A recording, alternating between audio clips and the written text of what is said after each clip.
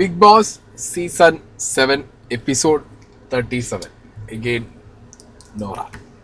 Guest entry സ്വന്തമായിട്ട് guest entry എന്നൊന്നും പറയാൻ പറ്റില്ല. ഈ സ്വന്തമായിട്ട് വലിയ റിവ്യൂവർ അല്ലേ ഇപ്പോ. അതൊക്കെ അത്രയുള്ളൂ. നമുക്ക് വെല്ലുവിളിയായി മാറുന്നുണ്ട് നോറ പല സാഹചര്യങ്ങളിലും. ഒന്ന് കുറച്ചിടാൻ പറ്റിയ വീഡിയോസ് കുറച്ചരിയാവാങ്ങട്ടെ പ്ലീസ്. എനിക്കും ഫുഡ് കഴിക്കാൻ കഞ്ഞെങ്കിലും വാങ്ങണം. എന്റെ അരിയിൽ മണ്ണെണ്ണ കോരി അടിക്കില്ല. എനിക്ക് അത്രേ പറയാനുള്ളൂ. ഞാൻ നോക്കുമ്പോ ഇവളെ റിവ്യൂനൊക്കെ ഒടുക്കത്തെ വ്യൂസ്. അതെ 10K 20K ആണല്ലോ. ഡെയിലി ചെയ്യില്ല എന്നുള്ള പ്രതീക്ഷ കൊണ്ട് ഇടയ്ക്കിടയ്ക്ക് എനിക്ക് തോന്നുന്നുണ്ട് ഇവിടെ വന്നിരുന്നു ചെയ്തോണ്ട് ഈ ചാനലിൽ. ഓക്കെ അപ്പൊ ഇന്ന് രാവിലെ തന്നെ അടി തുടങ്ങുന്നത് ആസ് യൂഷ്വൽ കിച്ചണിൽ നിന്നാണ്.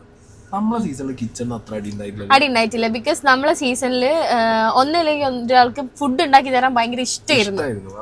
സ്വയം ബില്ലിംഗ് ആയിട്ട് എല്ലാരും നന്നായിട്ട് ഫുഡ് കഴിക്കട്ടെ എന്നൊരു മനോഭാവമുള്ള ആളുകളായിരുന്നു ഉണ്ടായിരുന്നത്. ചിലപ്പം കിച്ചണിൽ അങ്ങനെയുള്ള ആളുകൾ ഉണ്ടാവൂല, പക്ഷെ വേറെ ആളുകൾ വന്നിട്ട് എന്തെങ്കിലും ഫുഡ് ഉണ്ടാക്കി എല്ലാവർക്കും കൊടുത്തിട്ട് നല്ലൊരു രീതിയിൽ മുന്നോട്ട് പോയിട്ടുണ്ടായിരുന്നു. കണ്ടന്റ് വല്ലതും വന്നിട്ടുണ്ട്. ഒരൊറ്റ അടി കണ്ടന്റ് ഉണ്ടായിരുന്നുള്ളൂ. അത് റസ്മിൻ ഇത് മാത്രം.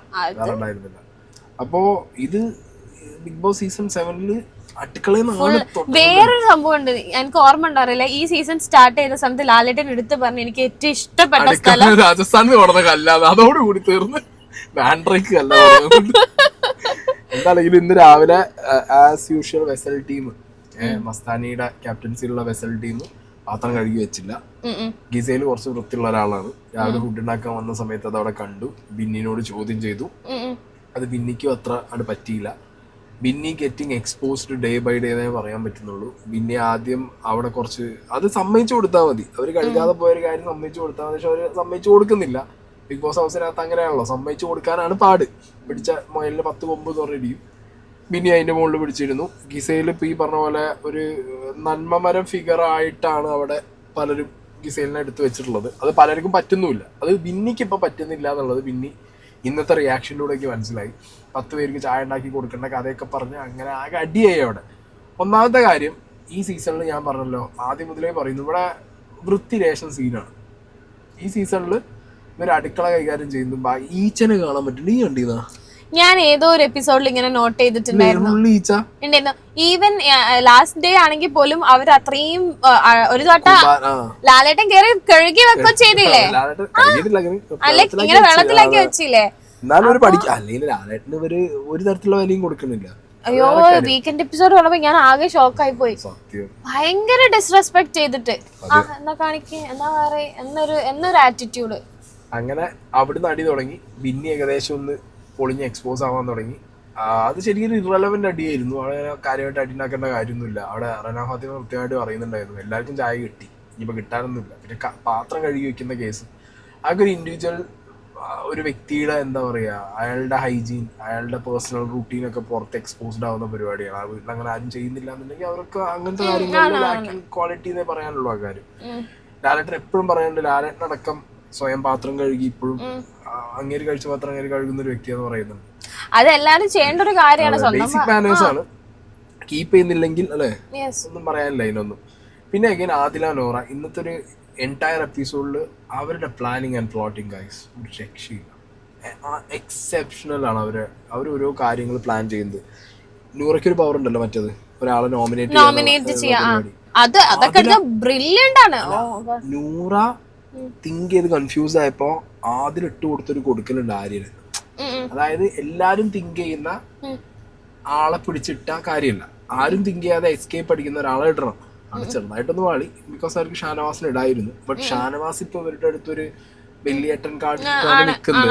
കുറച്ചൊന്നൊരു മൂത്താപ്പ പോലെയാണ് ഇവർക്ക് നിൽക്കുന്നത് ഷാനവാസ്. അതുകൊണ്ട് ഷാനവാസിനെ അവർ ഒരിക്കലും പിക്ക് ചെയ്യില്ല. ഷാനവാസ് അന്ന് അതുകൊണ്ട് തന്നെ ഇന്ന് എസ്കേപ്പ് ആയി. ശരിക്കും ഇവരൊന്ന് തിങ്ക് ചെയ്തിരുന്നെങ്കിൽ ഷാനവാസിനെ അവർക്ക് സുഖമായിട്ട് ഇട്ടില്ല. അവർ ആര്യനെ ചൂസ് ചെയ്ത് okay, it's A good choice. Because വന്നു കഴിഞ്ഞാൽ വോട്ട് കുറവാണ്, പോകാനുള്ള ചാൻസ് കൂടുതലാണ്. വൈൽഡ് കാർഡ് വന്ന സമയത്തും ഏകദേശം അവർക്ക് ഒരു ഐഡിയ കിട്ടിയിട്ടുണ്ട്. ആര്യന് പുറത്ത് ഭയങ്കര ഹെയ്റ്റ് ഉണ്ട്. സോ അവര് പുറത്ത് പോകാൻ ഒരു ചാൻസ് ഉണ്ടാകാം ഇങ്ങനെ പിക്ക് ചെയ്താൽ എന്നുള്ള ഒരു ഇത് അവർക്ക് തോന്നിയിട്ടുണ്ടാകും. അവിടെ കൂട്ടത്തിൽ നല്ല ബ്രില്യന്റ് ആയിട്ട് കളിക്കുന്ന കുട്ടികളാണ് അവര്.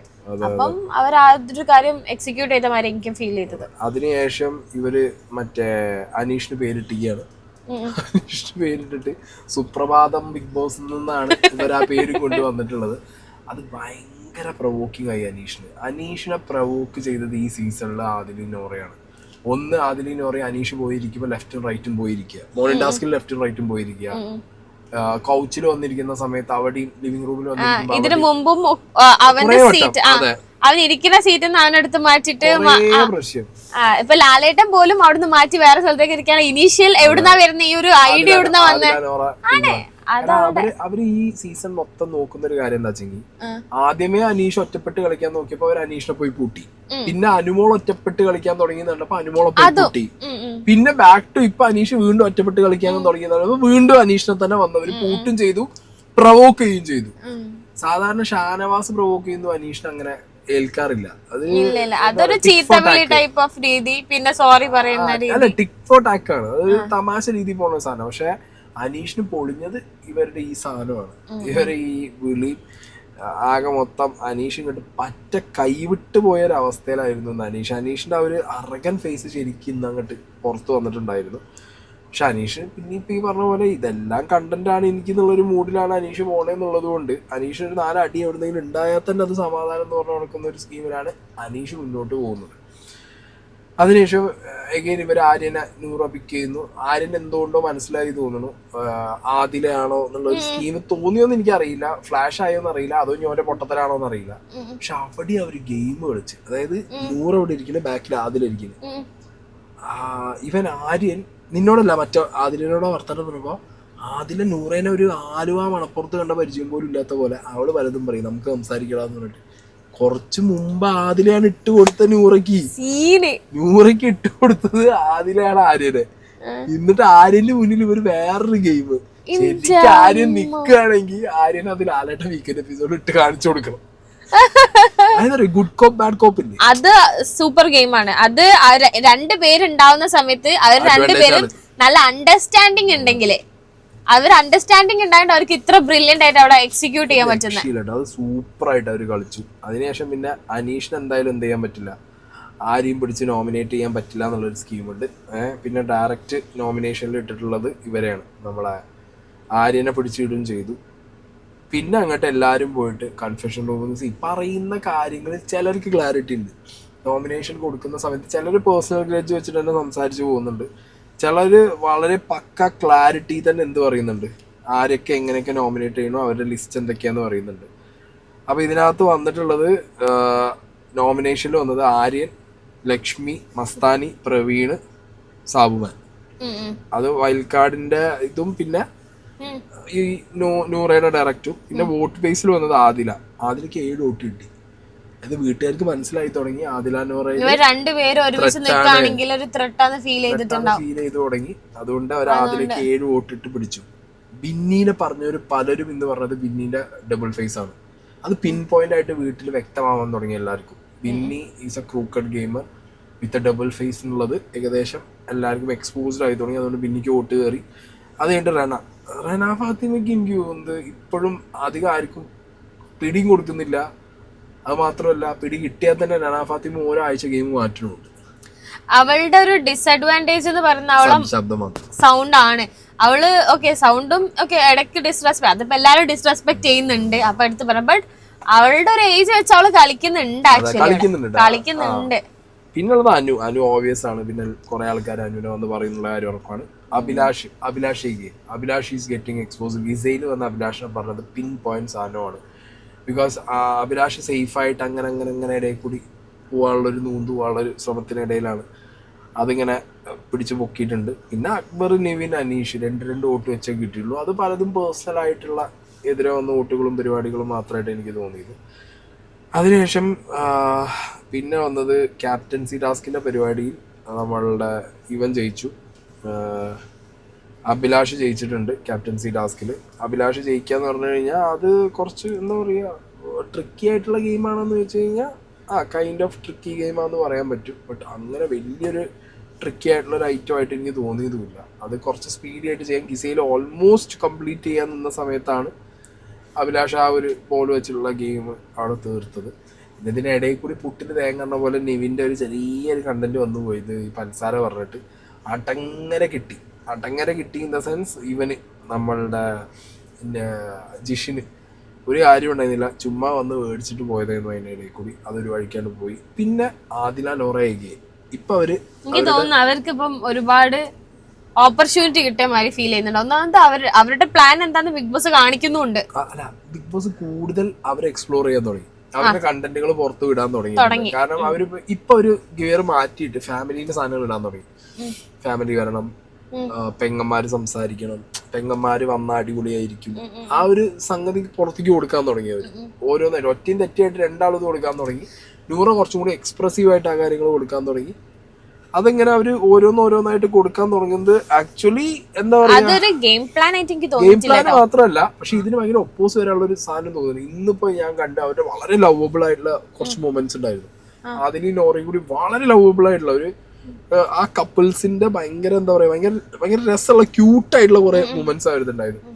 അതൊക്കെ ബിഗ് ബോസ് കാണിച്ചു. നാളെ എനിക്ക് ഉറപ്പാണ് കുറെ ടീമുകൾ ഇതിന് വിമർശനമായിട്ട് വരും. അപ്പൊ എനിക്കൊന്ന് ബിഗ് ബോസിന് അതൊരു കണ്ടന്റ്. ഇവരിപ്പം ഇങ്ങനെ ഫാമിലിന്റെ കാര്യം പറയാനുള്ള ഒരു വേറെ റീസൺ എന്താന്ന് അറിയാം. എനിക്ക് തോന്നിയിട്ടുള്ള കാര്യം പറയാട്ടോ, വിഷുവിന്റെ എല്ലാരും ഫാമിലി പറഞ്ഞ സമയത്ത് അവരുടേത് വിഷാര ചെയ്തത് ഫാമിലി അല്ല. അപ്പം അവർക്ക് എന്ത് തോന്നിണ്ടാവും, ഞങ്ങളുടെ ഫാമിലിയും കൂടെ ഉണ്ടായിരുന്നെങ്കിൽ. ഞാൻ പറയട്ടെ, ഇവര് പ്രിപ്പയർഡ് ഗെയിമേഴ്സ് ആണ്, ഒരു വെൽ ട്രെയിൻഡ് പ്രിപ്പയർഡ് ഗെയിമേഴ്സ് ആണ്. ഞാൻ ടു ബി ഓണസ്റ്റ് പറയാം, എനിക്ക് ഈ സീസണിൽ ഏറ്റവും കൂടുതൽ ഗിസയില് പിന്നെ എക്സ്പീരിയൻസ് ആണ്, കുറെ ഷോ ചെയ്ത് ഇതിനു മുമ്പ് ബിഗ് ബോസ് കളിച്ച എക്സ്പീരിയൻസ് മാത്രമാണ്. അത് കഴിഞ്ഞാൽ Adhila Nora and after that Anumol. ഇതാണ് എനിക്ക് പ്രിപ്പയർഡ് ഗെയിമേഴ്സ് ആയിട്ട്. അത് നല്ല പ്രിപ്പയർ ചെയ്ത്, അനീഷ് പോലും അത്ര പ്രിപ്പയർ ചെയ്ത് വന്നൊരു ഗെയിമർ അല്ല. അത് പഴയ സെൽമി ആൻസറുള്ള അനീഷ് തന്നെയാണ് ഇവിടെയുള്ള അനീഷ്, വലിയ മാറ്റൊന്നുമില്ല. അപ്പൊ ഇത് പ്രിപ്പയർഡ് ഗെയിമാണ് വരുന്നത്. ഓക്കെ, അത് ക്രാഫ്റ്റ് ചെയ്യുന്ന രീതി ഭയങ്കര രസമാണ്. കാരണം ആദ്യത്തെ കുറെ ആഴ്ചകളിൽ നൂറ മിണ്ടാതിരുന്നു, പിന്നെ നൂറ പൊട്ടിത്തെറിക്കുന്നു, പിന്നെ അനുമോളും മറ്റേ ഇവളും തമ്മിൽ ഫ്രണ്ട്ഷിപ്പ് ഉണ്ടാവുന്നു, നോറ ഒറ്റ വഴിക്ക് പോകുന്നു. അങ്ങനെ ഇവര് ഓരോ ആഴ്ചയും നമുക്ക് ഓരോ പുതിയ ഐറ്റംസ്. ഇപ്പൊ അവരുടെ ആ ഒരു കപ്പിൾ ബോണ്ടിന് കുറച്ചും കൂടി എക്സ്പ്ലോർ ചെയ്യുന്നു. അവരുടെ ഫാമിലിയിലെ സിസ്റ്റേഴ്സിന്റെ കാര്യങ്ങളും അവർ കൂടുതലായി സംസാരിക്കുന്നു. പ്രോഗ്രസീവ് ആയിട്ടുള്ള ഒരു ക്രൗഡിന് അവരോട് ഇഷ്ടവും തോന്നും. ഒട്ടും പ്രോഗ്രസീവ് അല്ലാത്ത ക്രൗഡിനോട് അവർക്കൊരു ദേഷ്യം തോന്നാനുള്ള സാധനം ഒക്കെ ആയിട്ട് ഇവര് അനുമോളൊക്കെ സൈഡായി. ഇനി ആദില നോറ കണ്ടന്റ് ആണ് ഏറ്റവും കൂടുതൽ എന്നുള്ളത് ഉറപ്പാണ്. കാരണം നാളെ വരുന്ന പ്രമോ ഇന്നിപ്പോ ഞാൻ കണ്ട്, അഖിൽമാരാര് വരുന്ന ഒരു പ്രമോനകത്ത് സിനിമയുടെ പ്രൊമോഷൻ വന്ന സമയത്ത് നൂറേന്റെ ബിഗ് ബോസിന്റെ ടോപ്പിക്കേ നൂറേന്റെ ചെരുപ്പ് കടയാണ്. അപ്പൊ പിന്നെ obviously she is the queen now because 2 power കയ്യിലുണ്ട്. സോ 3 ആഴ്ച സേഫ് ആണ്. സോ അവളെ റിവോൾവ് ചെയ്തേ പോകും. അപ്പൊ ആദില നോറേനെ ആയിരിക്കും ഇനി ഒരു ടോപ്പ് കണ്ടന്റ് ഇനി അവിടെ. എന്നാണ് അത് അങ്ങനെ പോയി. ഇവരുടെ കുറച്ച് മൂവ്മെന്റ്സും കാര്യങ്ങളൊക്കെ. വേറൊരു സംഭവം കൂടെ ഉണ്ട് കേട്ടോ, ബിഗ് ബോസിന്റെ ഒരു ബ്രില്യന്റ് ഗെയിമാണ് ഇവരെ ഇൻഡിവിജ്വൽ ഗെയിമേഴ്സ് അതിൽ കൊണ്ടുവന്നിട്ട് അവരെ ഡബിൾ ആക്കിയത്. ഇനി പറയാൻ പറ്റില്ല, ബിഗ് ബോസ് ഇതിൽ ഒരാളെ പുറത്തിട്ടിട്ട് മറ്റാളെങ്ങനെ കളിക്കുന്നത് നോക്കാം. വേണ്ട, ബിഗ് ബോസിന് ഇവർ രണ്ടാളും ഇനി ഒന്നിപ്പിച്ചാലും മതിയല്ലോ. അങ്ങനെയും ചെയ്യാം. പക്ഷെ എനിക്ക് തോന്നുന്നു ഇൻ ഫ്യൂച്ചർ അതിൽ ഒരാള് പോയിട്ട് മറ്റൊരാൾ ഇവിടെ എങ്ങനെ നിൽക്കുന്നത്. ഞാൻ പറയാം, ഇതെന്തറിയോ, നൂറ് സേവ് ആയിട്ട് ഇരിക്കുന്നിടത്തോളം കാലം നൂറേന്റെ വോട്ട് ബാങ്ക് അതിലേക്ക് പോകും, പുറത്തു പോകാൻ ഒരു ചാൻസും ഇല്ല. മനസ്സിലായോ? 2 പേരും നോമിനേഷനിൽ വന്നാലേ ആ ചാൻസ് ഉള്ളൂ. 2 പേരിൽ ഓരോരുത്തർ വന്നിട്ട് പോയ ഒരു കാര്യമില്ല. അല്ലെങ്കിൽ പിന്നെ 2 കൂടി ഒരു കണ്ടസ്റ്റന്റ് ആയിട്ട് ഒന്നിച്ചു വരണം. അങ്ങനെയൊക്കെ അതിന് ചാൻസ് ഉള്ളൂ, അല്ലാതെ കാര്യമില്ല. പിന്നെ അതിനുശേഷം അഭിലാഷ് ക്യാപ്റ്റനായി. അഭിലാഷിന്റെ ക്യാപ്റ്റൻസി തുടക്കത്തിലേ തുരങ്കം വെക്കുന്നുള്ള രീതിക്കാണ് ബാക്കി വീട്ടുകാർ. അഭിലാഷ് പറയുന്നത് ഒന്നും ഒരാളും കേൾക്കണില്ല. ഒരാൾക്ക് അവിടെ നിൽക്കാൻ പറ്റില്ല, മറ്റേയാൾക്ക് ഇവിടെ നിൽക്കാൻ പറ്റും. കുറെ ആൾ അവിടെ വെസലിൽ നിന്നാണ്, കുറെ ആൾക്ക് ബാത്റൂമിൽ പോകണം. അഭിലാഷിന് ഈ ആഴ്ച 8ന്റെയും 16ന്റെയും പണിയായിരിക്കും. ബിക്കോസ് ഓൾറെഡി പുറത്തുനിന്ന് ആള് വരുന്നു. പിന്നെ ഒരു വലിയ ടാസ്ക്, വലിയ ടാസ്ക് 2-3 ദിവസം പോകുന്ന ഒരു ടാസ്ക് പോകുന്നു. എല്ലാം കൂടിയായിട്ട് അഭിലാഷ് പെടാപ്പാട് പെടും അഭിലാഷിന്റെ ക്യാപ്റ്റൻസിക്ക് എന്നുള്ള കാര്യം ഉറപ്പാണ്. അഭിലാഷിന് സത്യം പറഞ്ഞാൽ ഈ ക്യാപ്റ്റൻസി അത്യാവശ്യമായിരുന്നു. കാരണം അഭിലാഷിന് ഈ ക്യാപ്റ്റൻസി കിട്ടിയാലേ ആ സേഫ് സ്ഥാനത്ത് നിന്ന് അഭിലാഷ് പുറത്തു വരും. വേറൊരു സംഭവം ഉണ്ട്, അഭിലാഷ് ഇപ്പം സ്റ്റാർട്ടിങ്ങിൽ കണ്ടത്ര അവനെ കാണുന്നില്ല. ഇനി കിട്ടും, ഈ ഒരാഴ്ച അവൻക്ക് ആ ഒരു ഇത് ഈ ആഴ്ച കിട്ടിയില്ലെങ്കിൽ പിന്നെ അഭിലാഷ് ആരും പോക്കാണ്. കാരണം ഞാൻ കഴിഞ്ഞ ദിവസം വീക്കെൻഡ് എപ്പിസോഡിലാണ് ഇങ്ങനെ ഒരാളുണ്ട് എന്നുള്ളത് അത്രത്തോളം. അഭിലാഷാണ് അവൻ. പിന്നെ തീരെ ആക്റ്റീവ് അല്ലായിരുന്നു വിചാരിക്കാം ഇവൻ. പക്ഷെ ആക്റ്റീവ് ആയവൻ. സാബുമാന്റെ വേറെ കോമഡി ഉണ്ട്. സാബുമാൻ അധികം ആയോർക്കൂല പറയുന്നില്ല. പക്ഷെ ഇന്ന് ഒരു കാര്യം പറഞ്ഞു, എന്ത് പ്രവീൺ അനുമോളായിട്ട് ലവ് ട്രാക്ക് പിടിക്കാൻ നോക്കാന്ന്. ഇത് സത്യത്തിൽ എനിക്ക് 2-3 ദിവസമായിട്ട് മണക്കണ ഐറ്റാണ്. പിന്നെ ഈ പ്രവീൺ പുറത്ത് അവന്റെ ഒരു ഫ്രണ്ട് സർക്കിളിലും PR ടീമിന്റെ ഇടയിലൊക്കെ പറഞ്ഞു പോയൊരു ഐറ്റവും ഈ പറഞ്ഞ അനുമോളുമായിട്ടുള്ള ലവ് ട്രാക്കാണ്. അതിന്റെ ഫ്ലേവേഴ്സ് ഒക്കെ കണ്ടു തുടങ്ങി. ഇന്ന് രാവിലേക്ക് ലൈവിൽ ആ മേക്കപ്പ് പറഞ്ഞ സ്ഥലത്തിന്റെ അടിയിൽ അനുമോള് കിടക്കുന്നു, ഇവ അപ്പുറത്ത് കിടക്കുന്നു, ഇന്നിപ്പോ കൈ നോക്കുന്നു, പല പല ഐറ്റങ്ങള് സാധനങ്ങൾ വരാൻ തുടങ്ങിയിട്ടുണ്ടോ. സാധനങ്ങളൊന്നും അതിനടക്കമുള്ള ലവ് ട്രാക്ക് ഉണ്ട്. ഈ മോൺസ്റ്റർ ഞാൻ കണ്ടതാന്ന് പറഞ്ഞത്, ഞാൻ എത്ര കളിച്ചതാന്നല്ല. നമ്മളെ അവിടെയും കണ്ടു പുറമേയും കണ്ടു, അപ്പൊ നമുക്കൊരു ഐഡിയ ഉണ്ടല്ലോ. ആകെ ലവ് ട്രാക്ക് പിടിച്ചിട്ട് അതൊരു കോംബോ ചാടാനുള്ള എല്ലാ ചാൻസും ഞാൻ കാണുന്നുണ്ട്. അതിനിടയിൽ വീണ്ടും മസ്താനിന്റെ സ്ക്രീൻ സ്പേസ് കുറച്ചിട്ടോ അവര് കുറച്ച് വളരെ നന്നായി, വളരെ നല്ല കാര്യം. കാരണം ആ ചീഞ്ഞ കണ്ടന്റ് കാണിക്കാതിരിക്കാൻ പറ്റുന്നത്. അതിനിടയിൽ എന്തോ നിവിൻ പോയിട്ട് മറ്റേ ജെൻഡറിന്റെ കാര്യമൊക്കെ പറഞ്ഞ സമയത്ത് വന്നതല്ലാതെ മസ്താനിക്ക് വേറെ ഒന്നും ഇന്ന് കിട്ടിയിട്ടുണ്ടായിരുന്നു. നല്ല കാര്യമായി പോയത്. അങ്ങനെ അത് കഴിഞ്ഞു. അത് കഴിഞ്ഞതിന് ശേഷം പിന്നെ നമ്മൾ കണ്ടത് എഗെയിൻ ഈ പറഞ്ഞ പോലെ അനീഷ് കണ്ടന്റ് ആണ്. അനീഷ് കണ്ടന്റ് മറ്റേ എന്തോ അയാളുടെ പേര് എഴുതി വെച്ചത് പറിച്ചിട്ടു എന്ന് പറഞ്ഞിട്ട് അയാൾ വൻ അലമ്പുണ്ടാക്കി കൊണ്ടിരിക്കുന്നുണ്ടായിരുന്നു. അപ്പോൾ ഒരു ആവശ്യമില്ലാതെ അനുമോള് വന്നിട്ട് അയാളെ ഇന്ന് വാങ്ങി ഒറ്റ ചോദ്യം ചോദിച്ചോളൂ, നിങ്ങളെ പേര് കണ്ടിട്ടാണോ ചേട്ടാ നീക്കുന്നത് ചോദിച്ചാൽ, നീ എന്റെ പ്ലാച്ചീനെ കണ്ടിട്ടല്ലേ നീ നീക്കുന്നത്. അത് തീർന്നു അനുമോള് കഴിഞ്ഞ. അതായത് ഓരോരുത്തർക്കും ഓരോ സാധനമാണ് അതിനകത്ത്. അയാൾക്ക് അയാളെ പേര് കണ്ട് നീക്കുന്നതായിരിക്കും അയാളുടെ കോൺഫിഡൻസ്. അത് പറിച്ചു കണ്ടപ്പോൾ അയാളുടെ കോൺഫിഡൻസ് പോയി കാണും. പ്ലാച്ചി ഇല്ലാന്നുണ്ടെങ്കിൽ അനുമോളെ കോൺഫിഡൻസ് ഉണ്ട്. പ്രവീണും അനുമോളും തമ്മിൽ അനുമോക്കും ആവശ്യമായിരുന്നു. കാരണം അനുമോള് വന്ന സമയത്ത് അനുമോക്ക് ആരും കോംബോ നമ്മള് വ്യൂവേഴ്സ് ആണ്, നമുക്ക് കണ്ടറിയാം, നമുക്ക് അത് കോംബോ ട്രൈ ചെയ്തിട്ടുണ്ടോ എന്നുള്ളത് നമുക്കൊന്ന് ഊഹിച്ചാൽ നമുക്ക് ജസ്റ്റ് ചിന്തിക്കാൻ പറ്റും. ഓക്കെ, ചിലപ്പോൾ ട്രൈ ചെയ്തിരിക്കുക എന്നുള്ള ഒരു ആസ്പെക്ട് നമുക്ക് ചിന്തിക്കാൻ പറ്റും. അപ്പൊ അതവിടെ എന്തോ ഒരു സാധനം കൊണ്ട് അത് വർക്കൗട്ട് ആയില്ല. മേ ബി അനുമോക്ക് ഇനിയുള്ളൊരു ട്രാക്ക് പിടിക്കുമ്പോ ഇനിയിപ്പോ അനുമോള് തുറന്ന് പറയണമെന്നില്ല, അല്ലെങ്കിൽ അങ്ങനത്തെ സാധനത്തിന് വാണ്ടല്ലി നിക്കണമെന്നില്ല. പ്രവീൺ പക്ഷെ ഇതിന് തുനിഞ്ഞിറങ്ങിയിരിക്കുകയാണ്, മനസ്സിലായ. അപ്പൊ അതിന് ഈ പറഞ്ഞ പോലെ അനുമോളെ വേണമെങ്കിൽ കരുവാക്കാം, അല്ലെങ്കിൽ അനുമോൾ എന്ത് ചെയ്യാം, അങ്ങനെ ഒരു ഫ്രണ്ട്ഷിപ്പ് കോംബോ അല്ലെങ്കിൽ ലവ് കോംബോക്ക് മേ ബി ചാൻസ് ഉണ്ട്. ഒരു ഹൈ ചാൻസ് ആണ് അതിന് കാണുന്നത്. പറയാൻ പറ്റില്ല അത് ഇനി എവിടെ കൊണ്ടുപോയി എങ്ങനെ എത്തും എന്നുള്ളത്. എന്താണെങ്കിൽ ഇന്ന് രാത്രിയത്തെ ലൈവില് അനീഷിന്റെ സ്റ്റിക്കർ ഒട്ടിപ്പും ബാക്കി കഥകളും ഒക്കെ ആയിട്ട് നട്ടപ്പാതിരക്ക് ലൈവും കാര്യങ്ങളൊക്കെ എല്ലാവരും കാണുക. ഓക്കെ, അങ്ങനെ ഇന്നത്തെ ഒരു ബിഗ് ബോസ് എപ്പിസോഡും കഴിഞ്ഞിരിക്കുകയാണ്. നാളെ അഖിൽമാരാറും മറ്റു പലരും വരുന്നു. മറ്റു പലരും പറയേണ്ട ആവശ്യമില്ല, അഭിഷേകും സെറീനയും കൂടി കയറും. അല്ലെ, ഞാനത് ഈ എന്താ പറയാ അറിയുന്ന കാര്യം റിവീൽ ചെയ്യലുണ്ടോ എനിക്ക് അറിയില്ലല്ലോ, അതുകൊണ്ട് ഞാൻ അറിയുന്ന കാര്യം റിവീൽ ചെയ്യാനല്ല. ഇതിപ്പോ ഞാൻ അഖില് പോയപ്പോ പിന്നെ നമുക്ക് ഉറപ്പാണ് ഓബിയസ്ലി മിഡ് നൈറ്റ് അറ്റ് മുള്ളംകൊല്ലിന്റെ ഇതിന് പോയത്. അല്ല ഓ ഞങ്ങളോട് പറഞ്ഞിട്ടൊന്നും ഇട്ടു. അഭിഷേക് നമ്മളോട് അല്ലെങ്കിൽ എല്ലാ കാര്യവും പറയുന്ന ഒരുത്തനാ. ആ പന്നപ്പരമാറ് ഈ കാര്യം മാത്രം പറഞ്ഞിട്ടില്ല. ആ കാര്യം സീരിയസ് ആയിട്ട് ഓ ഇന്നോട് ഞാൻ ഓനെ വിളിച്ച് ഈ കാര്യം തന്നെ വേണ്ടിയിട്ടില്ല. ഒരക്ഷരവും ഓ എന്ത് തിരക്ക് വിളിക്കണ സമയത്ത് ഓന് പറഞ്ഞോണ്ട് നമ്മളിത് വിളിച്ച് പറയുന്നില്ലല്ലോ. അത് വേറെ കാര്യം, അതിനുള്ളത് ഞാൻ ഓന് വേറെ കൊടുത്തോണ്ട്. അല്ലെങ്കിൽ നായ്ക്ക് 40 വട്ടം വിളിച്ചിട്ട് പല കാര്യം ചോദിക്കണോ, ഈ കാര്യം മാത്രം പറഞ്ഞില്ലേ. ഇതെന്താ ഇനി നമ്മള് വിളിച്ചോ ചാൻസ് പോകുന്നുള്ള പേടി കൊണ്ടാണാവോ, അതും പറയാൻ പറ്റൂലേ. അല്ല ഇനിയിപ്പോ ചിലപ്പോ ലാസ്റ്റ് മൊമെന്റിലോ ഇനി ഉണ്ടോ ഇല്ലയെന്നും പറയാൻ പറ്റില്ലല്ലോ. എന്ത് ഇനി ഒരാള് മാത്രം കേറാണോന്ന് നമുക്ക് അറിയില്ലല്ലോ. അതൊന്നും അല്ല. പിന്നെ അത് വിളിച്ചോണ്ടിട്ട് പിന്നെ അവനെ പുറത്തിരുത്തുക, മറ്റേ ഈ അമ്പലത്തിന് മുന്നിൽ മറ്റവരെ കൊണ്ടുപോയിരുത്തില്ലേ അന്നദാനത്തിന്, അതേപോലെ ഇരുത്തൊന്നുമില്ലല്ലോ, ഉള്ളിൽ. അപ്പൊ എന്താണെങ്കിലും നാളെ അവര് കേറുന്നത് കാണാൻ പറ്റും. അഖിൽമാരെ കൊണ്ട് മറ്റെന്തോ ടാസ്ക് ലെറ്റർ ചാലഞ്ച് ചെയ്യുന്നുണ്ട്. അഖിൽമാരെ എൻട്രി എനിക്ക് സത്യം പറഞ്ഞാൽ വെയിറ്റിംഗ്. ആളൊരു ഐറ്റം ആണ്. ബിഗ് ബോസ് മെറ്റീരിയൽ എന്ന് പറഞ്ഞാൽ മാരാരൊരു വേറെ ഐറ്റം ആണ്. ഇന്നത്തെ പ്രമോ അയാൾ തൂക്കി, നാളത്തെ എപ്പിസോഡും അയാൾ തൂക്കുന്ന ഒരു ഐറ്റം ആണോ എന്നുള്ളത് നമുക്ക് എന്താണെങ്കിലും കണ്ടറിയാം. അതെ. അപ്പൊ എന്താണെങ്കിലും ബാക്കി അവരുടെ എപ്പിസോഡും കാര്യങ്ങളൊക്കെ വരട്ടെ, ബാക്കി നാളെ പറയാം.